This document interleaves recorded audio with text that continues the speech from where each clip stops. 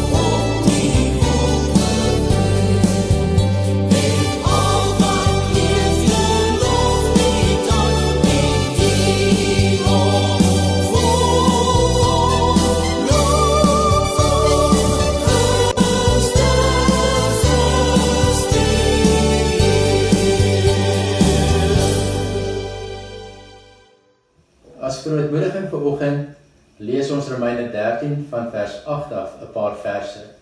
Julle moet niemand iets verskuldig wees nie, behalwe om mekaar lief te hê. Wie sy medemens liefhet, voer die hele wet van God uit. Die liefde doen die naaste geen kwaad aan nie. Daarom is die liefde die volle uitvoering van die wet.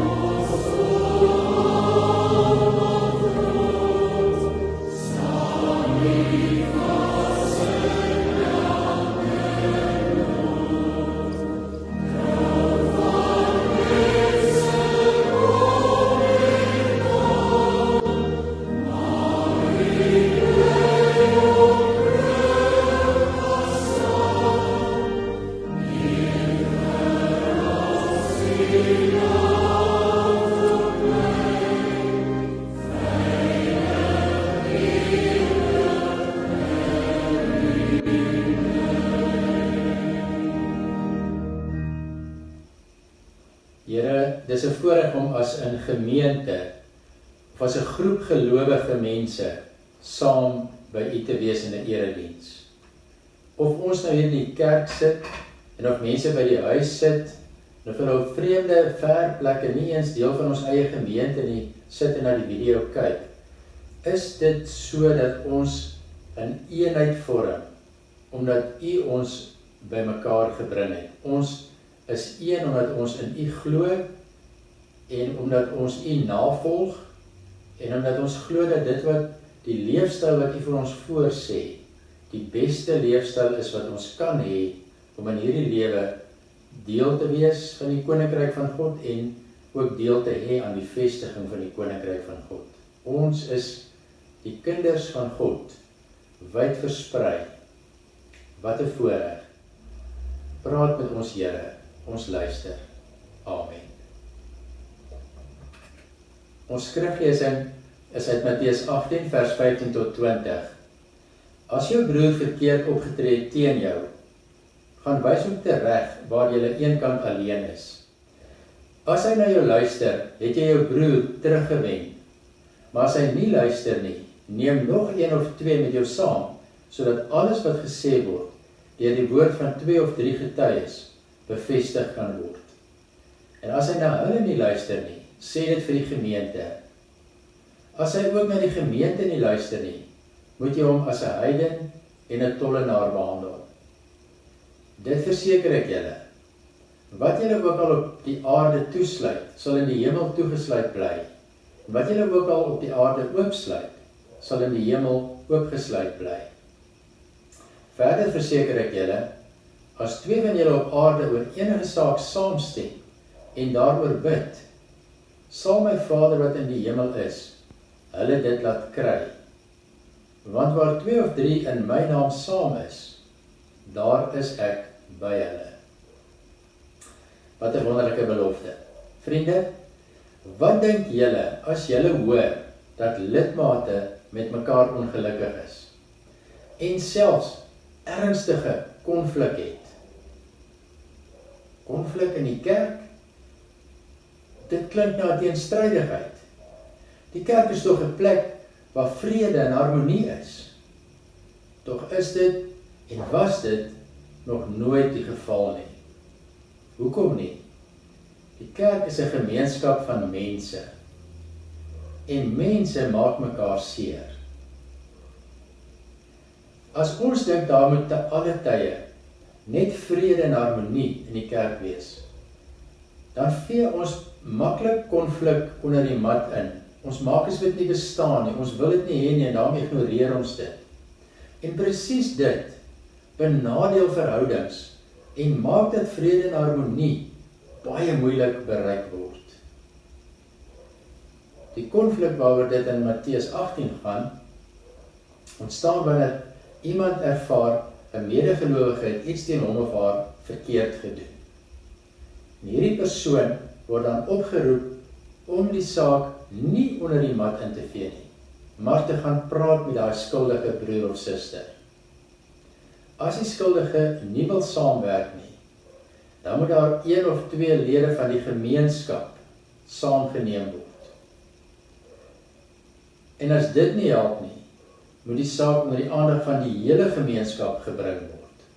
En dan moet almal, nie net die benadeelde persoon nie, die oortreder soos 'n buitestander hanteer, sou hy of sy nie gehoor gee nie. Nou, ons moet baie versigtig wees. Ons moet altyd onthou waaroor dit hier gaan. Wat is die motief agter al hierdie optrede? Die motief is, dit gaan oor die verbetering van mekaar se tekortkominge. Juist omdat ons tekortkominge het, maak ons mekaar seer. Ons weet nie altyd eens wat ons doen nie, as ons sien ons iemand seer gemaak. En daarom kan ons nie die verkeerde dinge ignoreer en maak as dit niks is nie, want dit is dodelik. Dit verhinder vernietig verhoudings.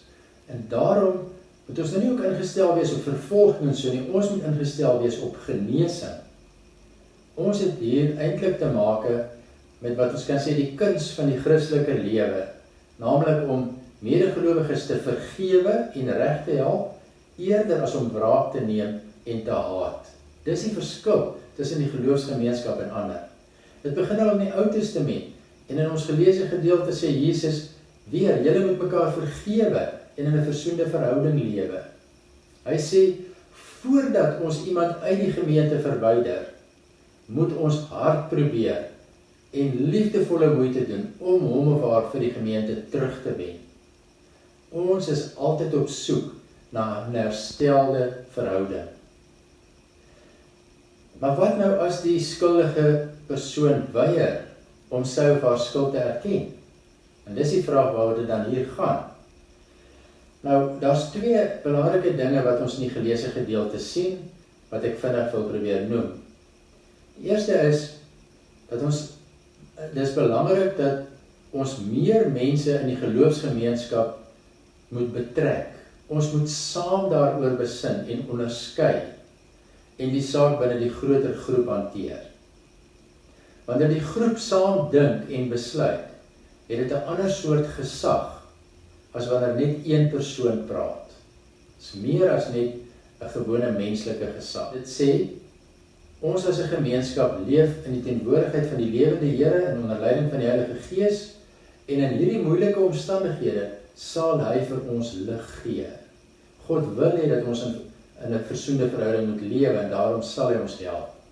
Ons werkstyl hier op aarde is dikwels anders. Ons wil nie mekaar nie openbaar beskaam nie en daarom probeer ons dinge privaat hou.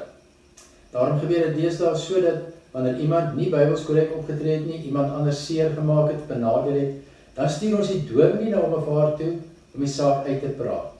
En soms werk dit goed, maar baie keer word die probleme nie opgelos nie. Dan kom dit weer en weer na vore. Dit word dan die een se woord en die ander se woord. Matteus 18 sê duidelik dat ons nie bang moet wees om meer mense by die saak te betrek nie. Ons soek as groep saam na die waarheid. So die soeke na die waarheid is 'n proses. Dit neem tyd en is die verantwoordelikheid van die hele groter gemeenskap. Die tweede wat ons in gedagte moet hou, wat ons hier raak sien is, die waarheid seëvier maar altyd. So dit is belangrik dat die waarheid sal uitkom ter wille van geregtigheid en genesing in daardie gemeenskap. Nie ter wille van veroordeling en vervolging nie, maar genesing. Vergifnis is nooit vanselfsprekend nie, is ook nooit goedkoop nie. En daarom moet ons onthou dat wanneer ons met oortredings van die een teen die ander werk, ons nie met vaaghede werk nie. Daar het spesifieke goed gebeur. Daarom kan die antwoord nie maar net wees, vergewe my nie. Waarvoor moet jy vergewe word? Weet jy wat jy verkeerd gedoen het? 'n Mens vergeef iemand anders die spesifieke dinge wat hy of sy aan jou gedoen het. En daarom moet daar na al die pyn oor die dinge en die dade gepraat word. Die waarheid moet uitkom sodat die verhouding herstel kan word. In hierdie proses gee Jesus vir ons 3 beloftes wat uiters bemoedigend is. Eerstens, dis die belofte in verband met die oopsluit en die toesluit. Vers 18. Hierdie belofte gaan oor die gawe van onderskeiding. Die disippels se besluit oor die sonde of die bekering of die terugbring van die afgedwaaldes is eintlik 'n nadenke oor wat God aan hulle openbaar. Hulle vra, Here, gee vir ons insig in wat hier gebeur. Help ons om te verstaan. Help almal van ons om insig te kry. En die belofte is dat die gemeenskap onderskeiding sal ontvang in hulle proses om mense vir die gemeenskap terug te wen. Wat 'n wonderlike belofte. Die Here sal ons help. As die geloofsgemeenskap die verantwoordelikheid nagekom het om in teenwoordigheid van Christus te onderskei, in gesprek getree met die oortreder en die oortreder nog steeds en beslis weier om die vermaning van die geloofsgemeenskap te aanvaar, dan eers word hy of sy van die gemeenskap afgesny. Dis die heel laaste opsie. Voordat dit gebeur, behou ons altyd die element van genade en van 'n geduldige en 'n vergewende houding teenoor die oortreder. Die tweede belofte is in verband met gebed. Daar word gesê waar 2 saamstem oor enige saak en daaroor bid, sal die Vader hulle dit laat kry. God se wil is dat geen afgedwaalde disipel verlore bly nie. Daarom, As die disippels bid vir 'n ander se herstel, sal God dit hoor. Die doel is telkens om die oortreder vir die geloofsgemeenskap terug te wen. Die verhouding tussen die oortreder en die benadeelde persoon moet herstel word, maar die oortreder moet ook versoen word met die groter geloofsgemeenskap. En daarom word die groter geloofsgemeenskap betrek as die betrokke partye nie self daarin kon slaag om versoening te kry nie.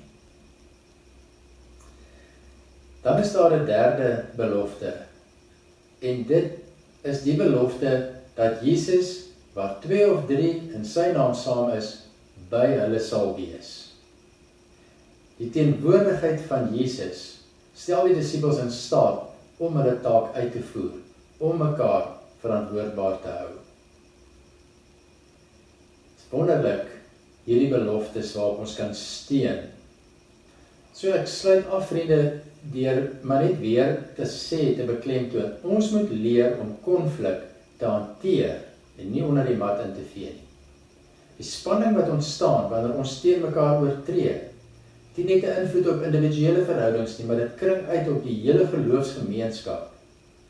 Ons oortree uiteindelik teen mekaar.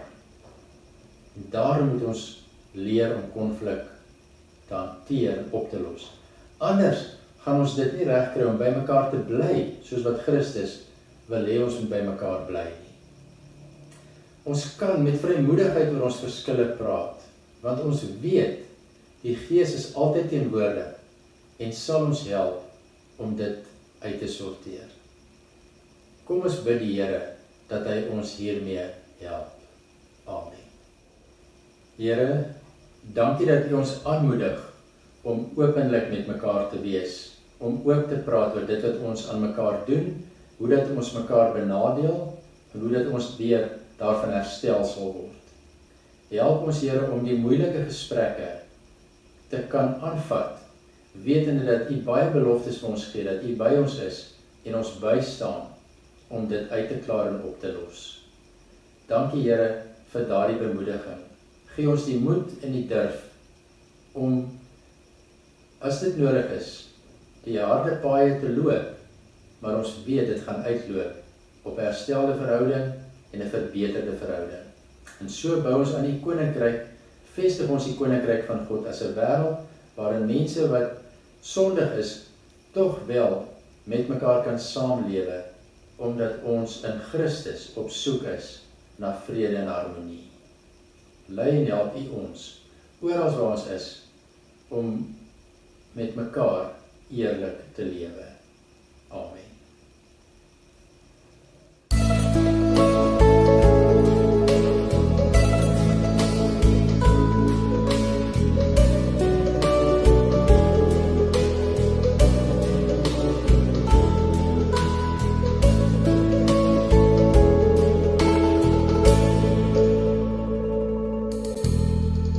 Laat Heer U vrede deur my vloei.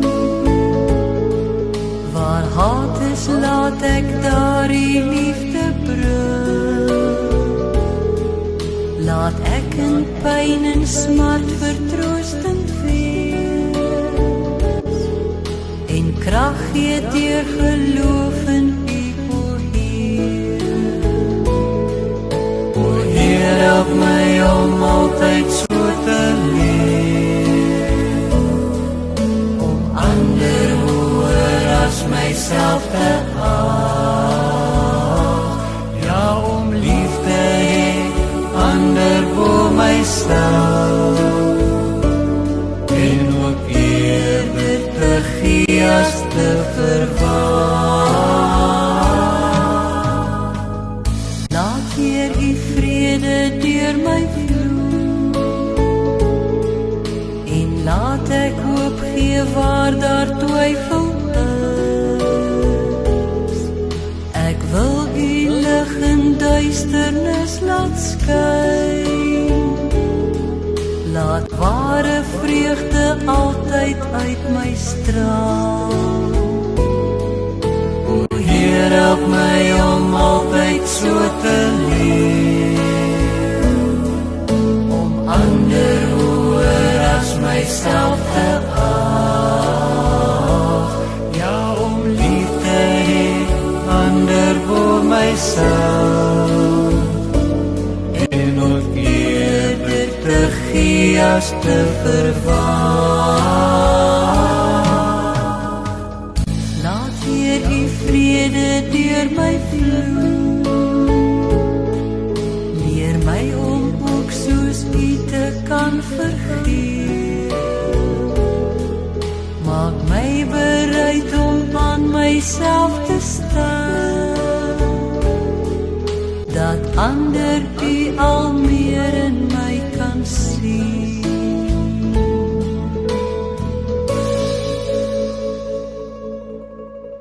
Die gemeente, die Here groet ons vanoggend met hierdie woorde. Sover dit van julle afhang, leef in vrede en in liefde met alle mense. Die Here is by julle. Amen. Mag jy 'n baie mooi week hê.